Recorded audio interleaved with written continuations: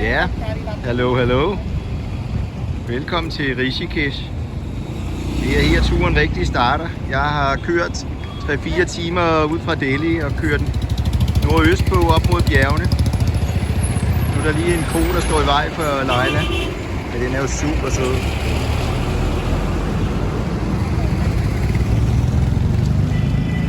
I kan se, Leila står her med fuld oppakning. Jeg starter Himalaya-bjergene. De kalder dem foothills. Det er altså de første forbjerge til Himalaya. Herfra går det bare videre og videre opad. Op mod Kina. Konen er ikke bange. Den gik bare lige til side. Men for mig der går det altså op nu på snoede bjergvej. Og skal op og finde et hotel op i bjergene til den første nat her på min tur.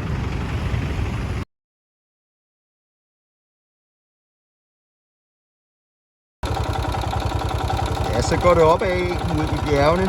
Og jeg er stoppet efter 3 minutter. Jeg er simpelthen nødt til at lige vise jer på GPS'en.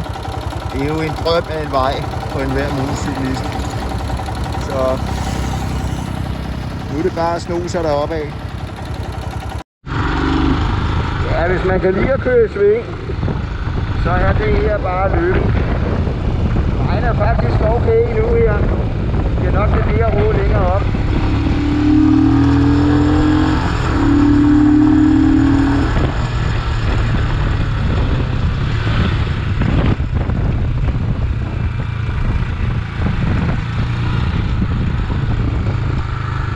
Sådan her fortsætter det bare. Og sving efter sving efter sving efter sving. Hold op, den er fed, mand. Man skal passe på de modkørende. De er virkelig slemme til at trække over i E-spor.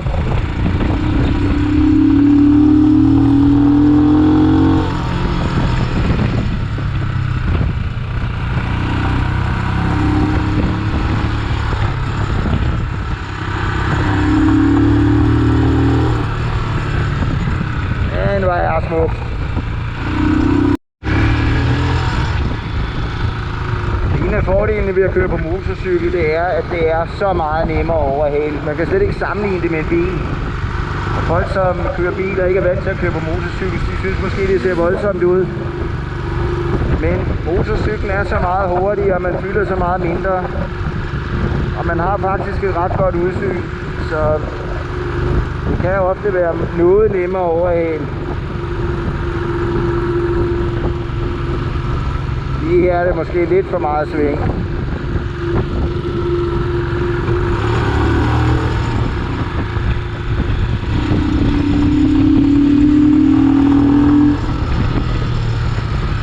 Og så er man forbi. Sving på sving på sving på sving. Det er fuldstændig fantastisk. Og hvor er her smukt. Hvor er her smukt.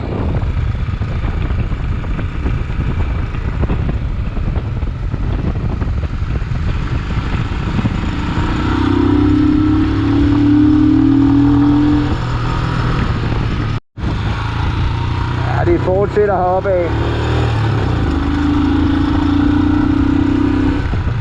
Jeg får sgu lige frem lyst til at sige fuck Østrig, men det synes jeg også er en hård dom. Men det her er nu også fedt. Just full. Yes. I Indien der fylder man ikke selv. Der er altid en tankpasser der fylder på. Og de spørger altid hvor meget man skal have på for, men jeg vil jo helst bare have fyldt op. Just full.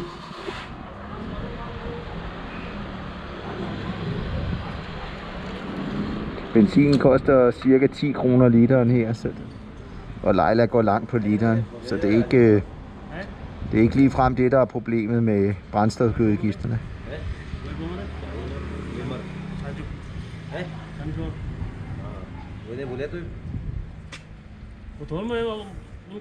That's fine. Thank you.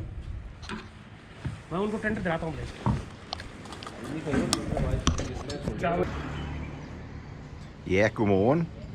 Så er det blevet dag 2 på min tur, og jeg har lige forladt en by, der hedder New Tarry, som ligger oppe i bjergene. I skal lige have et kig ud over de farverige huse, der ligger heroppe. Det er en lille smule diset, så det er måske lidt svært at se på film. Men hernede i dalen, der ligger den, der hedder New Terry Dam, som er en lang grønblå sø, der ligger her i en bjergdal. Og i dag, der skal jeg zigzag mig ned langs bjergvejene, så skal jeg ned og køre langs søen, og så skal jeg faktisk om på den anden side og køre de bjerge, der er heromme på den anden side. Så solen skinner. Det er super flot vejr her. Og klokken er omkring 10 om morgenen, og det er nok allerede omkring 18-20 grader, så det ser ud til at blive rigtig, rigtig flot vejr i dag.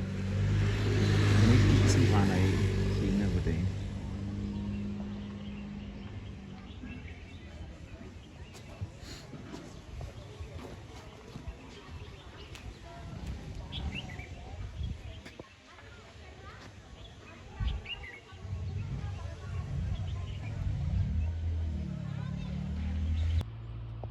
Det er så smukt.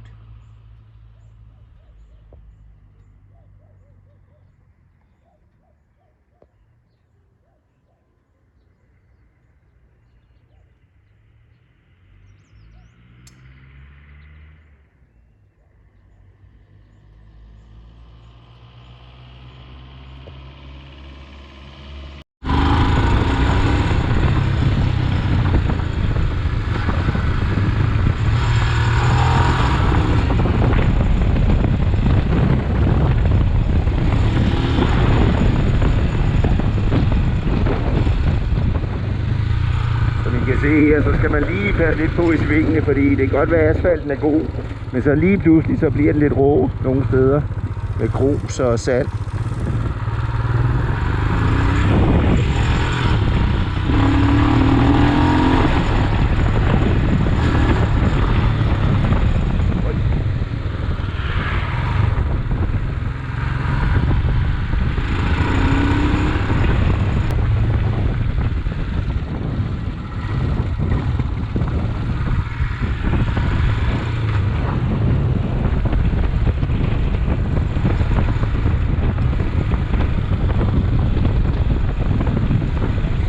Er der et eller andet politi ind til at spære.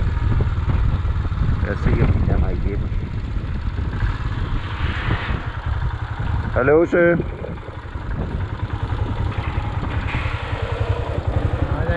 Hello. Can I cross here? Can I cross? Not allowed. Up again? Side. Not here? Not allowed. Why not? Where are you? I go to on the other side, hotel on the other side. Back, just ऊपर जाइए. Okay, no pass here. Upside of the Back side. Okay, so there's a bridge down here. I can go down there this side. and then down to the bridge. Yeah. No cross here. Not allowed. No allowed. यहाँ से allowed नहीं है. No allowed है. Okay, I turn around. Restricted area. Yes. Yes, yeah.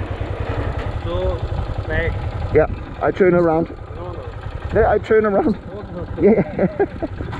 Yes.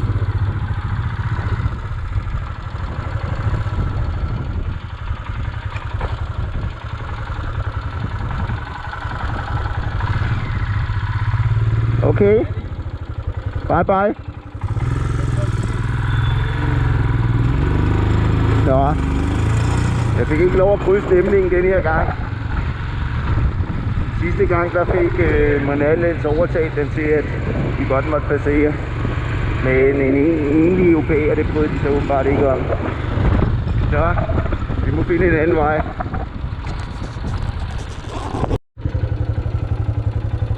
Også lige en grund til, at man måske ikke skal komme drønende alt for hurtigt hele tiden.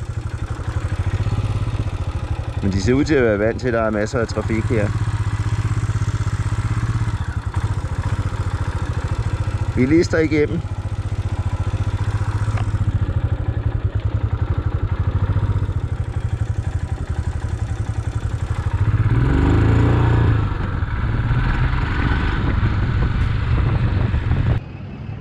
Ja, I skal lige have et view af bagsiden af dæmningen her. Det er simpelthen så flot her.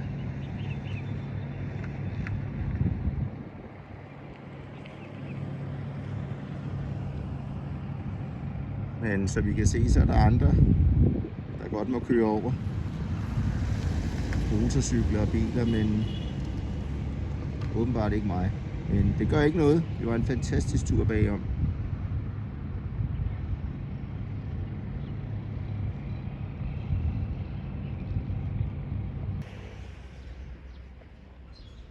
Ja, så er næste bro kommet til syne. Den skal jeg passere om lidt.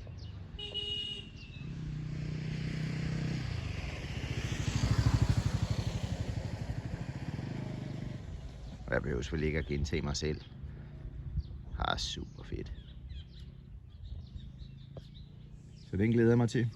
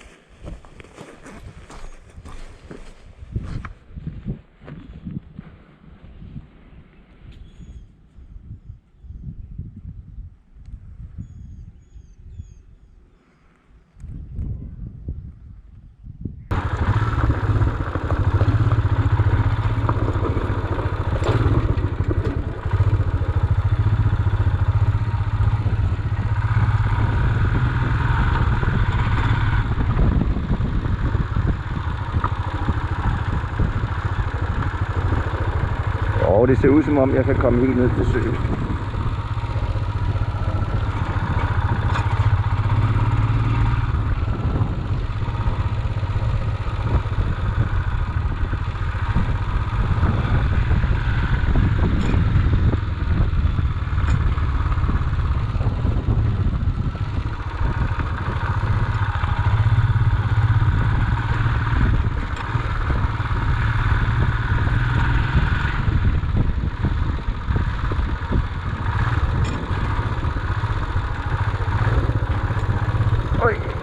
Der er sgu ret mudret her.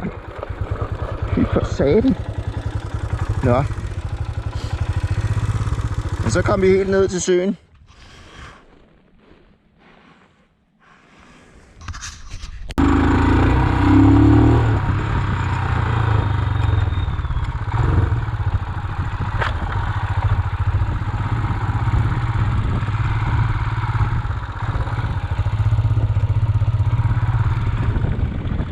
Jeg kunne godt tænke mig en grøn plet at sidde og spise, og det ser jo fuldstændig perfekt ud dernede. Så det bliver frokost til jer.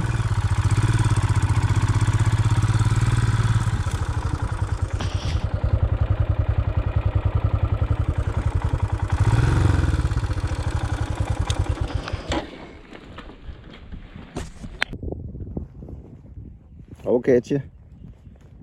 Du vidste vist ikke, du var delvis sponsor af den her tur, men der lå lidt af flød på dit værelse, inden jeg tog afsted, så det røg jeg altså med i kufferten. Men som du kan se, så bliver de nyttige gode omgivelser.